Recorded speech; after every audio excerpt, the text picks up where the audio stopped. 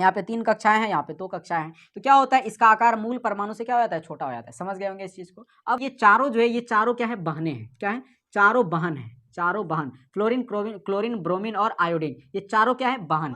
Electron का लेन then, electron का लेन then के फलस्वरूप, लेन देन के फलस्वरूप बनने वाला बंधन क्या हो गया, जय हिंद। जय हिंद, आप सभी का स्वागत है आपके अपने YouTube channel Rahul talent studio में। दोस्तों आज की इस वीडियो में हम लोग बात करेंगे क्लास 10th केमिस्ट्री का चैप्टर नंबर 3 यानी कि धातु और अधातु का। यह वीडियो दोस्तों आपका पार्ट 3 होने वाला है। इससे पहले जो है पार्ट 2 वीडियो था, यानी 2 वीडियो हमने बना रखा है इस चैप्टर से रिलेटेड। दोस्तों पिछले वीडियो में जो है हमने बताया था आपको अष्टक नियम तक, क्या होता है अष्टक नियम। दोस्तों इस वीडियो में भी थोड़ा सा रिवीजन मार देते हैं अष्टक नियम क्या होता है।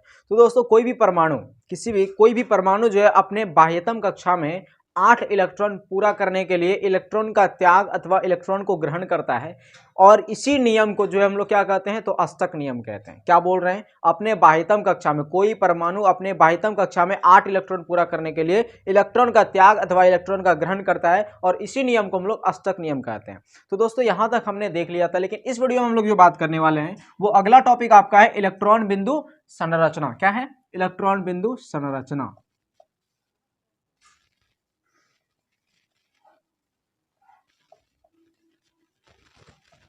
ठीक है, अगला टॉपिक ये है आपका इलेक्ट्रॉन बिंदु संरचना। इलेक्ट्रॉन बिंदु संरचना क्या होता है, तो दोस्तों ध्यान से समझिएगा। जैसे आपको पता है कि इलेक्ट्रॉन को जो है, इलेक्ट्रॉन को क्या करते हैं हम लोग, इस तरह से दर्शाते हैं। जैसे ये हो गया नाभिक, है ना, उसके बाद ये पहली कक्षा, ये दूसरी कक्षा। तो इसमें इलेक्ट्रॉन को जो है ई के द्वारा दर्शाते हैं। क्या करते हैं, ई के द्वारा इस तरह से करके दर्शाते हैं। यहाँ भी इलेक्ट्रॉन को इस तरह से दर्शाते हैं ई द्वारा। इतना समझ रहे हैं आप। लेकिन इस इलेक्ट्रॉन को जो है बिंदु के माध्यम से जो है, एक बार वैज्ञानिक था, एक नाम था लुईस नाम का वैज्ञानिक। क्या नाम था भाई, उसका नाम था लुईस। इस वैज्ञानिक ने क्या किया, इलेक्ट्रॉन को, यानी परमाणु के बाह्यतम कक्षा में उपस्थित इलेक्ट्रॉन को, परमाणु के बाह्यतम कक्षा में उपस्थित इलेक्ट्रॉन को जो है इसने क्या किया, बिंदु के माध्यम से दर्शाना शुरू कर दिया। और यही नियम जो है क्या कहलाया, इलेक्ट्रॉन बिंदु संरचना। यानी कि इलेक्ट्रॉन को क्या करना, इलेक्ट्रॉन को परमाणु के बाह्यतम कक्षा में, इलेक्ट्रॉन को यानी कि परमाणु के बाहरी कक्षा में, परमाणु के बाहरी कक्षा में इलेक्ट्रॉन को क्या करना, बिंदु के माध्यम से दिखाने का तरीका, बिंदु के माध्यम से, बिंदु के माध्यम से दिखाने का तरीका ही क्या कहलाता है, दिखाने का तरीका।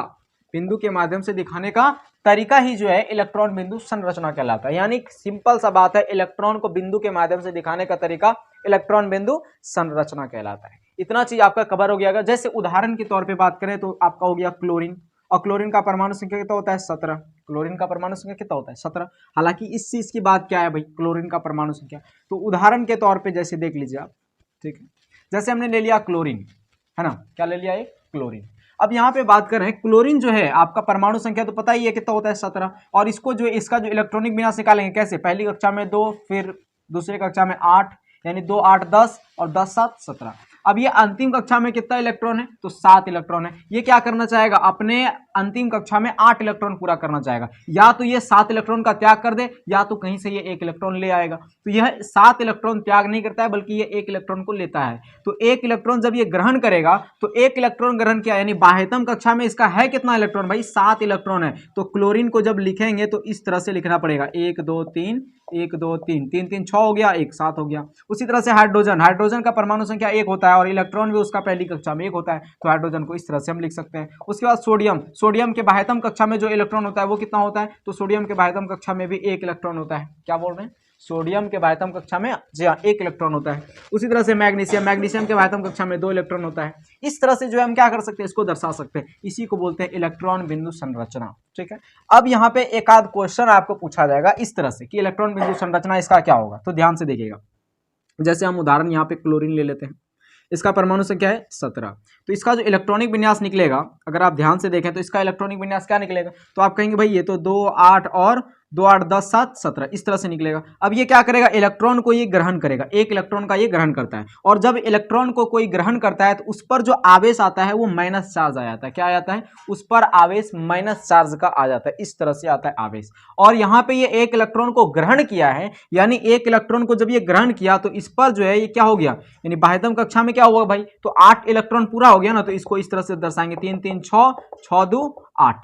3 3 6 और यहाँ पे 1 दे दिए 7 1 8। और ये जब पूरा किया यानी क्लोरीन यहाँ पे कितना है, इसके बाह्यतम कक्षा में 7 इलेक्ट्रॉन है, लेकिन जब ये पूरा कर लेता है अपना अक्ष को तो इस पर चार्ज जो आएगा वो माइनस आएगा। क्यों? क्योंकि ये एक इलेक्ट्रॉन क्या लिया है, तो पैचो लिया है भाई। क्या लिया है? ये एक इलेक्ट्रॉन क्लोरीन से ग्रहण किया है। तो जब ये एक इलेक्ट्रॉन ग्रहण किया है तो यहाँ पे लिखेंगे एक इलेक्ट्रॉन ये ग्रहण किया और अपना अष्टक पूरा किया और माइनस लिख देना है। जब ग्रहण करता है तो माइनस चार्ज दे देते हैं और जब वो त्याग करता है तो प्लस चार्ज दे देते हैं। ठीक है, और ये माइनस चार्ज कहाँ पे होता है, तो अधातु में होता है, और प्लस चार्ज क्या होता है, तो धातु में होता है। जैसे एक और धातु का उदाहरण ले लेते हैं, जैसे सोडियम।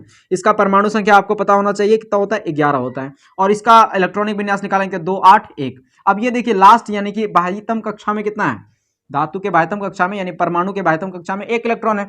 अब ये 1 इलेक्ट्रॉन का क्या करता है, त्याग करता है, क्योंकि धातु है। और इसका प्रकृति जब ये 1 इलेक्ट्रॉन का त्याग करता है उसके बाद जो है इसके बाह्यतम कक्षा में कितना इलेक्ट्रॉन बचेगा, 8 इलेक्ट्रॉन बचेगा, है ना। तो यहाँ पे जो है सोडियम लिखेंगे और इसके बाह्यतम कक्षा में 8 इलेक्ट्रॉन, यहाँ पे 1 2 3 3 3 6 6 2 8। अब यहाँ पे जब ये सोडियम लिखे भाई, तो सोडियम लिखने के बाद अब क्या करें, तो यहाँ पे प्लस का 1 लिखेंगे। क्या लिखेंगे, प्लस का 1 लिखेंगे। इसका आप एक स्क्रीनशॉट यहाँ से ले सकते हैं। ठीक है, तो इस चीज को तो आप समझ ही गए होंगे। उसके बाद जो है और एक दो उदाहरण ले लेते हैं। आप उदाहरण एक और मतलब बनाते रहिएगा इसको। जैसे कार्बन हो गया, और कार्बन का परमाणु संख्या कितना होता है, 6 होता है। कितना होता है, कार्बन का परमाणु संख्या 6 होता है। और कार्बन क्या है, तो अधातु है, तो 6 होता है इसका परमाणु संख्या। तो क्या बनेगा, पहला कक्षा में 2 और 4। अब ये क्या करेगा, 4 जो है त्यागेगा नहीं बल्कि 4 को ये और ग्रहण कर लेता है। और जब 4 इलेक्ट्रॉन जब कार्बन ग्रहण कर लेगा तो इसके पास हो जाएगा, यानी ये क्या कर लेगा, अपना अष्टक पूरा कर लेगा। तो इस तरह से लिख सकते हैं 2 2 4 2 6 2 8। जिस तरह से आप चाहें लिख सकते हैं उसको, कोई दिक्कत इसमें नहीं है, कहीं भी आप बिंदु दे सकते हैं। ठीक है, तो 8 ये पूरा कर लिया। क्यों? क्योंकि ये 4 इलेक्ट्रॉन को क्या किया, ग्रहण किया। तो ग्रहण करने पर क्या देते हैं, माइनस चार्ज। और प्लस चार्ज किसका होता है, तो धातु का होता है प्लस चार्ज, और अधातु का होता है माइनस चार्ज। ठीक है, तो ये क्या है, हमारा अधातु है। कार्बन क्या है, अधातु। क्लोरीन क्या है, तो अधातु है। यानी अब आपको समझ में आ गया होगा कि क्लोरीन पे जो माइनस चार्ज देते हैं क्यों देते हैं, और सोडियम पे जो हम लोग प्लस चार्ज देते हैं वो क्यों देते हैं। समझ ही गए होंगे इस चीज को। ठीक है, तो ये क्या होता है, इलेक्ट्रॉन बिंदु संरचना की वजह से इस तरह से होता है। तो आप यहाँ पे क्लोरीन का देख सकते हैं और यहाँ पे क्लोरीन को देख सकते हैं आप। ठीक है, तो ये फर्क होता है। या फिर इसको जो है इस तरह से भी लिख सकते हैं हम लोग, या फिर सोडियम को यहाँ पे देख सकते हैं और यहाँ पे सोडियम को देख सकते हैं, यहाँ पे कार्बन को देख सकते हैं और यहाँ पे कार्बन को देख सकते हैं। ठीक है, तो इस तरह से आपके किताब में भी बना हुआ है, और किताब का जितना भी उदाहरण है उसको खुद से बनाने का प्रयास कीजिएगा। अगला टॉपिक जो हम लोग लेंगे, अगला टॉपिक हम लोग लेंगे आयन क्या होता है। क्या लेंगे, आयन क्या होता है। तो चलिए देख लेते हैं, इसको हम लोग जो है साफ कर लेते हैं। ठीक है,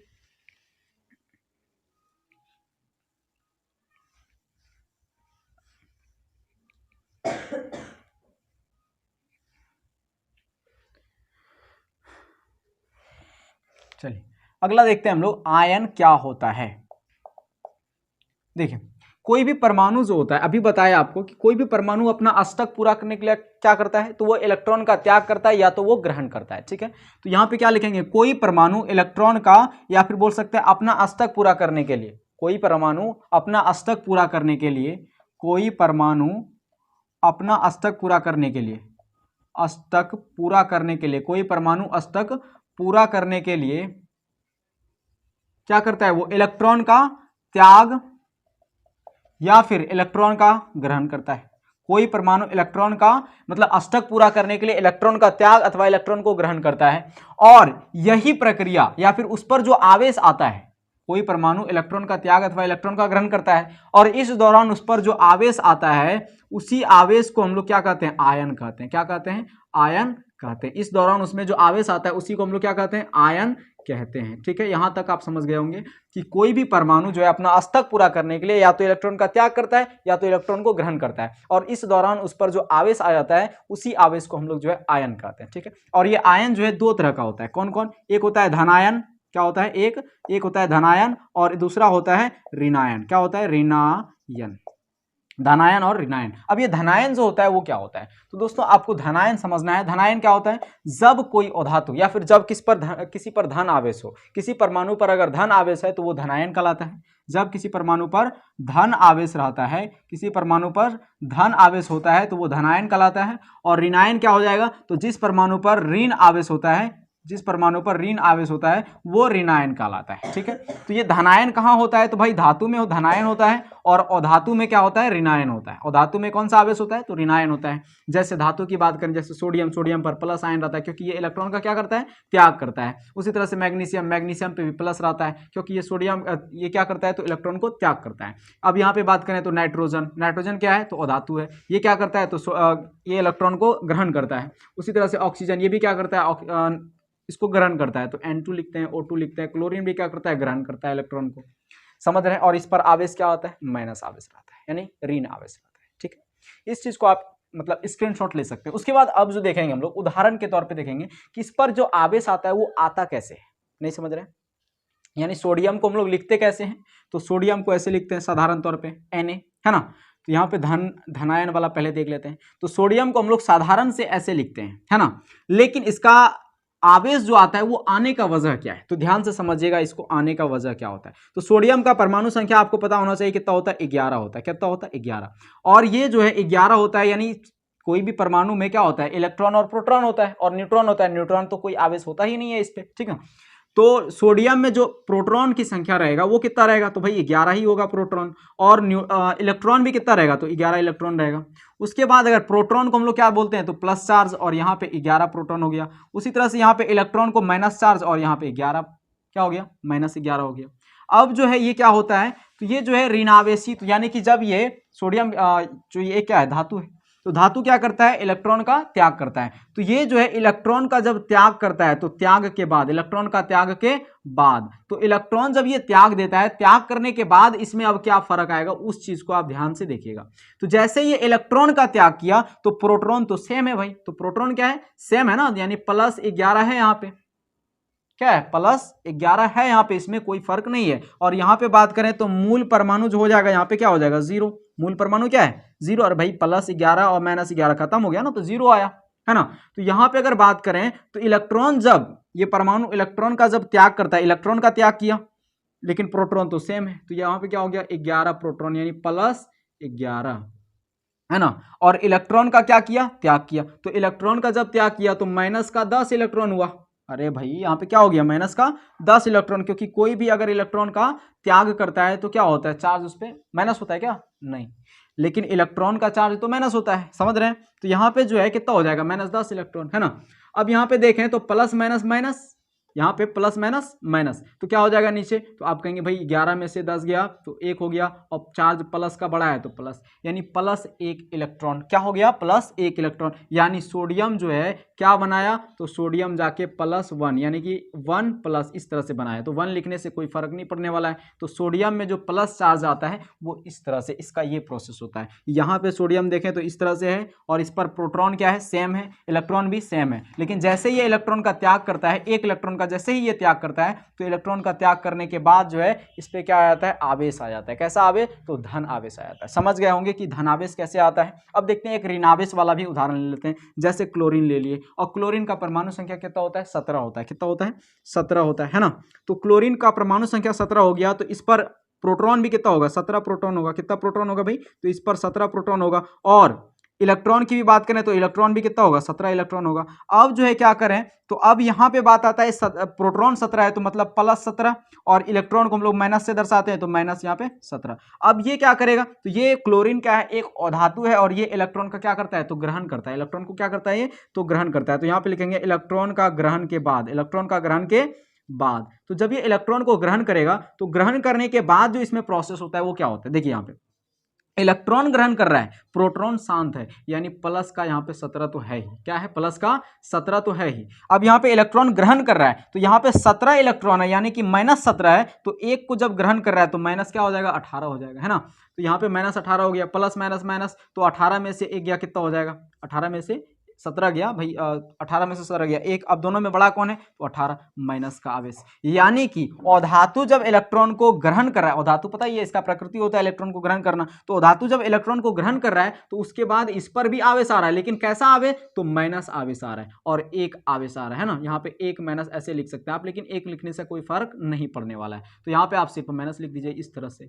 यानी अधातु में ऋणावेश और धातु में धनावेश कैसे आता है, इस प्रोसेस को हमने देख लिया। इसका आप एक स्क्रीनशॉट ले सकते हैं। सकते हैं। और बाकी सारा जितना भी उदाहरण है, जैसे हमने दे दिया आपको एल्युमिनियम दे दिया, मैग्नीशियम दे दिया, एल्युमिनियम दे दिया, मैग्नीशियम दे दिया, और फिर जो है जिंक दे दिया आपको, फिर जो है धातु में देते हैं एक ऑक्सीजन दे दिया, नाइट्रोजन दे दिया आपको। उसके बाद आपका हो गया, मतलब ये उदाहरण हो गया। आप इस चीज़ को जो है खुद से करने का प्रयास कीजिएगा, ये आपका होमवर्क के तौर पर, ठीक है।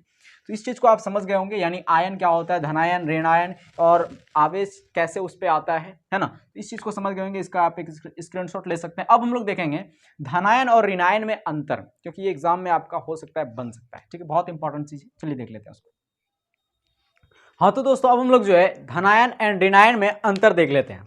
चलिए देख लेते हैं। धनायन क्या होता है दोस्तों, धनायन पर जो है क्या होता है, धन आवेश होता है। क्या होता है, धनायन पे धन आवेश होता है। हमने यहाँ पे लिख लिया है ताकि आपको जो है इजी तरीके से आप इसका नोट बना सकें स्क्रीनशॉट लेके, ठीक है। तो धनायन पे धन आवेश होता है, जबकि ऋणायन पे क्या होता है, ऋण आवेश होता है। और धनायन आपको पता है इसका निर्माण किसके द्वारा होता है, धातुओं से होता है, और ऋणायन का निर्माण जो है वो अधातुओं से होता है, ठीक है।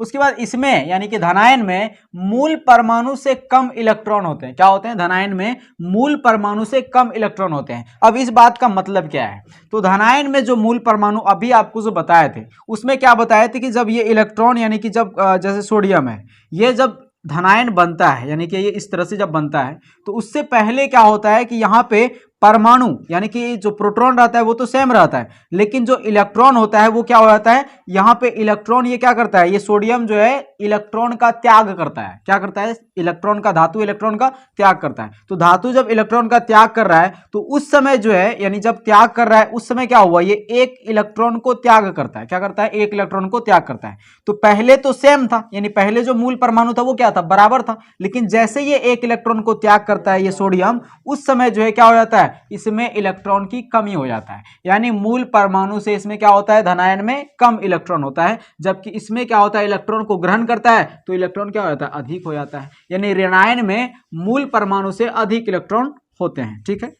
उसके बाद अगला है आपका, अगला है कि परमाणु संख्या अपरिवर्तित रहता है। क्या रहता है, धनायन में परमाणु संख्या क्या रहता है, अपरिवर्तित रहता है, जबकि ऋणायन में बात करें तो परमाणु संख्या वो भी क्या रहता है, अपरिवर्तित रहता है। दोनों सेम है। अब ये बात का मतलब ये हुआ कि अपरिवर्तित का मतलब हुआ ये परिवर्तित नहीं होता है, परिवर्तन नहीं होता है। किसमें, धनायन में और ऋणायन में कोई परिवर्तन नहीं होता है। किसमें, तो परमाणु संख्या कोई परिवर्तन नहीं होता है धनायन एंड ऋणायन में। क्यों, क्योंकि परमाणु की संख्या प्रोटॉन की संख्या के बराबर होता है, प्रोटॉन की संख्या के बराबर होता है परमाणु संख्या। और अभी आपने देखा था इलेक्ट्रॉन बिंदु संरचना में जो हमने धनायन और ऋणायन का निर्माण किया था धातु और अधातु का, तो उसमें जो आपने देखा था कि उसमें प्रोटॉन की संख्या हमेशा हमेशा के लिए क्या था, समान था, और प्रोटॉन की संख्या और परमाणु की संख्या भी क्या होता है, समान होता है। इसलिए परमाणु संख्या क्या होता है, अपरिवर्तित रहता है। मतलब क्या हुआ, ये अपरिवर्तित रहता है, मतलब परिवर्तित नहीं होता है, अपरिवर्तित रहता है। और परमाणु संख्या इसमें भी क्या रहता है, अपरिवर्तित रहता है, ठीक है।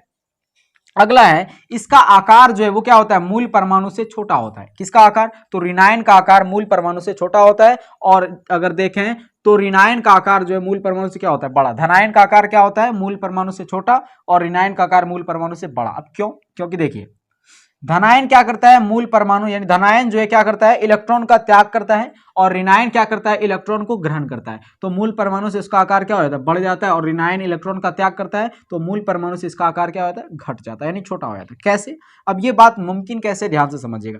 जैसे हमने यहाँ पे ले लिया सोडियम, क्या ले लिया, सोडियम, और ये सोडियम का परमाणु संख्या आपको पता है 11 होता है। इसका हमने यहाँ पे नाभिक बनाया, क्या बनाया, नाभिक, ठीक। अब ये जो है इसके पहली कक्षा में कितना इलेक्ट्रॉन पाया जाएगा, तो आप कहेंगे 2 इलेक्ट्रॉन पाया जाएगा। कितना इलेक्ट्रॉन, 2 इलेक्ट्रॉन, ठीक। इसके अंतिम कक्षा में कितना इलेक्ट्रॉन, यानी कि दूसरा कक्षा में जो है ये पहला कक्षा हुआ, ठीक। अब यहाँ पे दूसरा कक्षा बना लेते हैं इसका, ये दूसरा कक्षा हुआ, और दूसरा कक्षा में 8 इलेक्ट्रॉन पाया जाता है, तो यहाँ पे लिख दिए 8 इलेक्ट्रॉन पाया जाता है। उसके बाद ये तीसरा कक्षा में कितना इलेक्ट्रॉन पाया जाता है, तो तीसरा कक्षा में 1 इलेक्ट्रॉन पाया जाता है।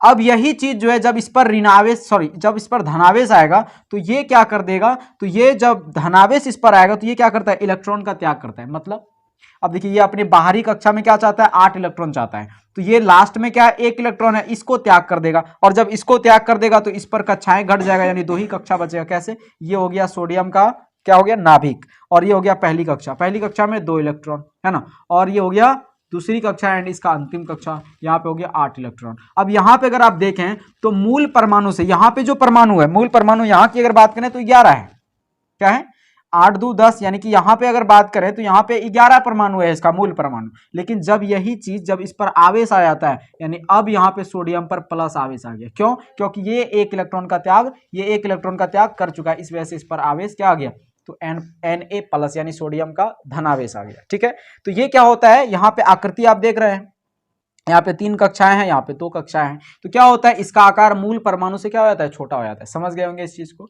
अब है यहाँ पे इसका आकार मूल परमाणु से बड़ा हो जाता है, इसका उल्टा है। क्योंकि ये जो है क्या करता है, इलेक्ट्रॉन को ग्रहण करता है। ठीक है, अब ये चीज बहुत स्टूडेंट को समझ में नहीं आता है कैसे। तो एक उदाहरण हम लोग यहाँ ऑक्सीजन से समझते हैं। ऑक्सीजन, इसका परमाणु संख्या कितना होता है, 8। ठीक ना, ये ऑक्सीजन का हम यहाँ पे नाभिक बना लिए, ऑक्सीजन का नाभिक। और ये हो गया उसका पहली कक्षा। तो पहली कक्षाओं में कितना इलेक्ट्रॉन पाया जाएगा, पहली कक्षा में हर चीज का 2 इलेक्ट्रॉन पाया जाता है। ये हो गया दूसरी कक्षा। दूसरी कक्षा में कितना इलेक्ट्रॉन पाया जाएगा, तो 6 इलेक्ट्रॉन पाया जाएगा, है ना।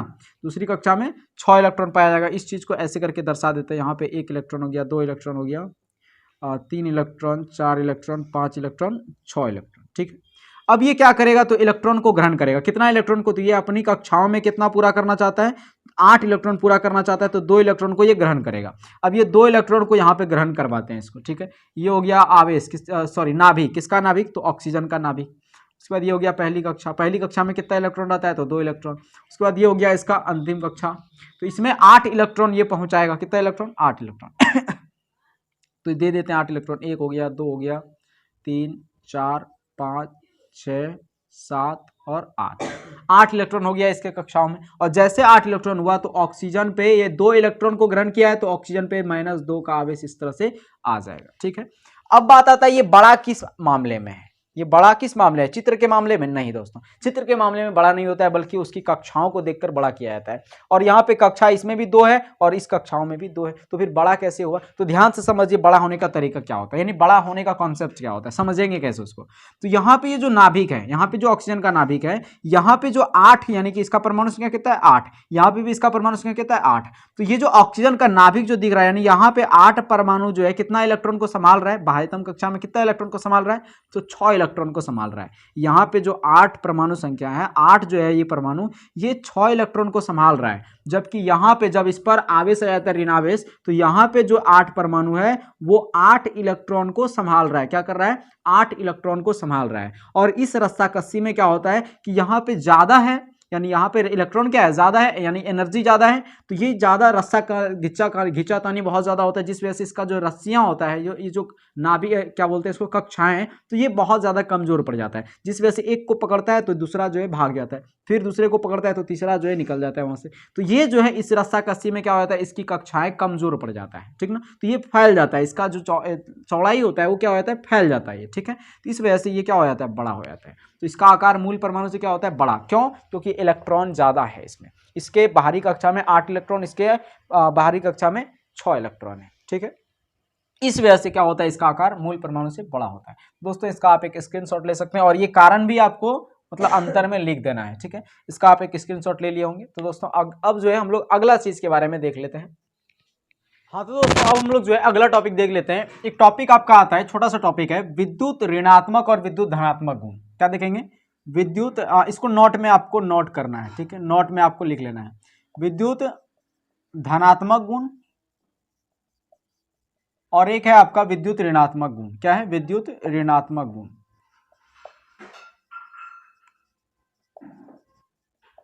ठीक है, एक है आपका विद्युत धनात्मक गुण, एक है विद्युत ऋणात्मक गुण। इस चीज को आपको जो है नोट में पुट करना है। चलिए देख लेते हैं ये विद्युत धनात्मक गुण क्या होता है। देखिए धातु जो है क्या करता है, इलेक्ट्रॉन का त्याग करके, धातु इलेक्ट्रॉन का त्याग करके और वो धनायन बनाता है, और इसी को हम लोग बोलते हैं विद्युत धनात्मक गुण। और अधातु क्या करता है, इलेक्ट्रॉन का त्याग, इलेक्ट्रॉन को ग्रहण करके वो ऋणायन बनाता है, इसी बोलते हैं विद्युत ऋणात्मक गुण। यानी इसमें विद्युत धारा प्रवाहित नहीं होता है और धातु में विद्युत धारा प्रवाहित होता है। अब इसको एक और तरीके से समझ सकते हैं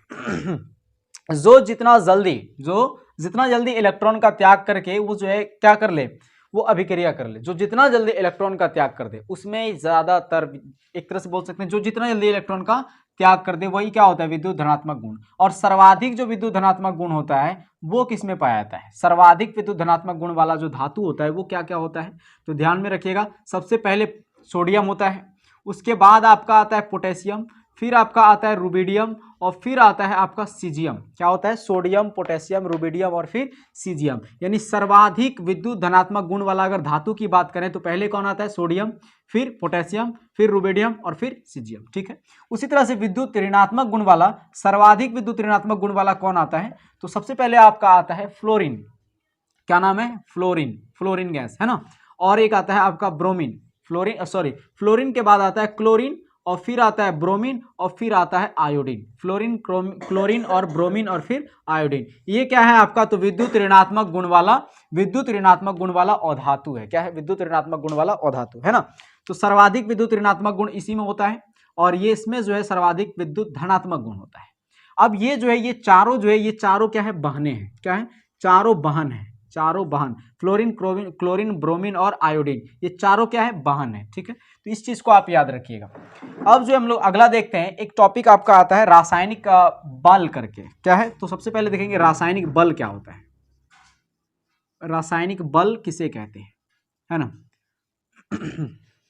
रासायनिक बल देखिए, एक से अधिक, क्या बोल रहे हैं? एक से अधिक परमाणुओं को एक साथ बांध कर रखने वाला बल रासायनिक बल कहलाता है। क्या कह रहे हैं? एक से अधिक परमाणुओं को एक से अधिक परमाणुओं को एक साथ बांध कर रखने वाला बल। क्या बोल रहे हैं? एक साथ बांध कर रखने वाला जो बल है, उसी बल को रखने वाला बल क्या कहलाता है? रासायनिक बल कहलाता है। ठीक है, एक से अधिक परमाणुओं को एक साथ बांध कर रखने वाला बल क्या कहलाता है? रासायनिक बल कहलाता है। अब हम लोग देखेंगे अगला टॉपिक है रासायनिक बंधन। क्या देखेंगे? रासायनिक बंधन क्या है? क्या देखेंगे? रासायनिक बंधन किसे कहते हैं? ठीक है, रासायनिक बंधन। अब ध्यान रखिएगा रासायनिक बंधन क्या चीज होता है। तो दोस्तों रासायनिक बंधन क्या होता है? वह रासायनिक बल को हम लोग रासायनिक बंधन कहते हैं। क्या बोल रहे हैं? वह रासायनिक बंधन या फिर वह रासायनिक बल जो किसी अणु में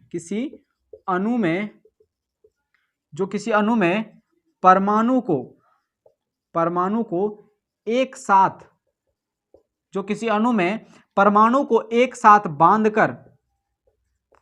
बांध कर रखता है, वैसा रासायनिक बल जो किसी अणु में परमाणु को एक साथ बांध कर रखता है, उसे हम लोग क्या कहते हैं? रासायनिक बंधन कहते हैं। वह रासायनिक बल जो किसी अणु में परमाणु को एक साथ बांध कर रखता है, उसे हम लोग क्या कहते हैं? तो रासायनिक बंधन कहते हैं। अभी रासायनिक बंधन जो है दो प्रकार का होता है। कौन कौन?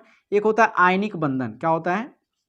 एक होता है आयनिक बंधन और एक होता है आपका, एक हो गया आयनिक बंधन और एक होता है आपका, इसी को हम लोग जो है क्या बोलते हैं? तो वैद्युत संयोजक बंधन। क्या बोलते हैं? वैद्युत संयोजक बंधन भी इसको बोलते हैं। एक होता है आपका आयनिक बंधन हो गया, एक होता है सहसंयोजक बंधन। क्या होता है? सहसंयोजक बंधन। उसके बारे में आगे बात करेंगे, पहले आयनिक बंधन समझ लेते हैं। आयनिक बंधन क्या होता है? तो दोस्तों इसमें क्या होता है?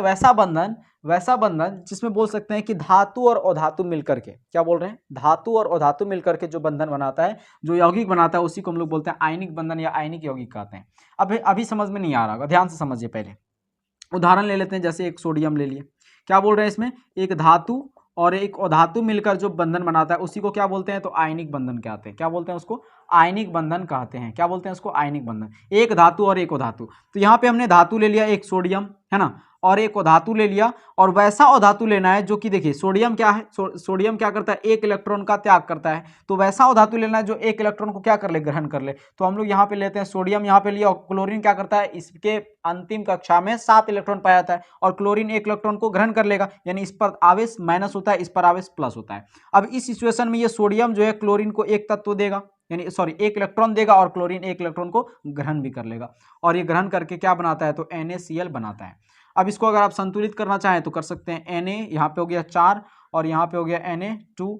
यहाँ पे क्लोरीन क्लोरीन को 2 लिखते हैं ना, तो क्लोरीन 2 है यहाँ पे, क्लोरीन 2, और यहाँ पे भी क्लोरीन 2, यानी ये क्या हो गया? हमारा संतुलित हो गया। यहाँ पे बात संतुलित का नहीं है, ये तो आप खुद से भी कर सकते हैं। आयनिक बंधन किसे कहते हैं? तो यहाँ पे जो है क्या हुआ? आयनों का आदान प्रदान हुआ कि नहीं?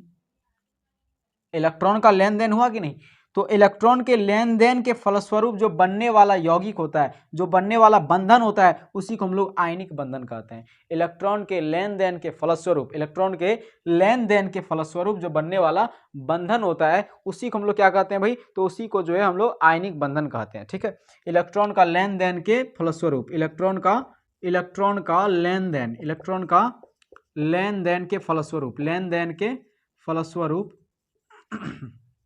बनने वाला बंधन क्या हो गया, बनने वाला बंधन क्या कहलाता है, तो इलेक्ट्रॉन के लेन देन के फलस्वरूप बनने वाला जो बंधन होता है उसी को हम लोग आयनिक बंधन कहते हैं। उम्मीद करता हूं आप आयनिक बंधन को अच्छी तरह से समझ गए होंगे। ठीक है, तो धातु और अधातु मिलकर के ये बनता है। एक और उदाहरण ले लेते हैं, जैसे कैल्शियम ले लिए, ठीक ना, और अधातु में उदाहरण ले लेते हैं ऑक्सीजन। अब यहाँ पे देखिए कैल्शियम जो है ये क्या है, तो कैल्शियम का अगर देखें तो कैल्शियम दो इलेक्ट्रॉन का त्याग करता है। क्या करता है, कैल्शियम 2 इलेक्ट्रॉन का त्याग करता है और ऑक्सीजन 2 इलेक्ट्रॉन को ग्रहण करना चाहता है। तो यहाँ पे ये 2 इलेक्ट्रॉन त्याग करता है और ये ग्रहण कर लेता है। यहाँ भी क्या हुआ, आयनों का आदान प्रदान, ये आयन को दे रहा है तो ये आयन को ले रहा है, यानी आयनों का लेन देन होकर के क्या बनाता है, तो कैल्शियम ऑक्साइड बनाता है। यहाँ पे ऑक्सीजन 2 गो है, यहाँ पे ऑक्सीजन 1 गो, तो यहाँ पे दे दिए 2 गो ऑक्सीजन। कैल्शियम भी 2 गो हो गया तो यहाँ भी कैल्शियम दे दीजिए। ये क्या हो गया, आपका संतुलित हो गया। तो आयनिक बंधन आप समझ गए होंगे। अगले वीडियो में जो है हम लोग क्या करेंगे, तो आयनिक बंधन के बाद जो आपका आता है सहसंयोजक बंधन, उसके बारे में और विस्तार से पढ़ने वाले हैं सहसंयोजक बंधन के बारे में। तो दोस्तों इसका आप एक स्क्रीनशॉट ले सकते हैं। अगले वीडियो में हम लोग जो है सहसंयोजक बंधन के बारे में पढ़ेंगे। दोस्तों मिलते हैं अगले वीडियो में, तब तक के लिए जय हिंद, जय भारत।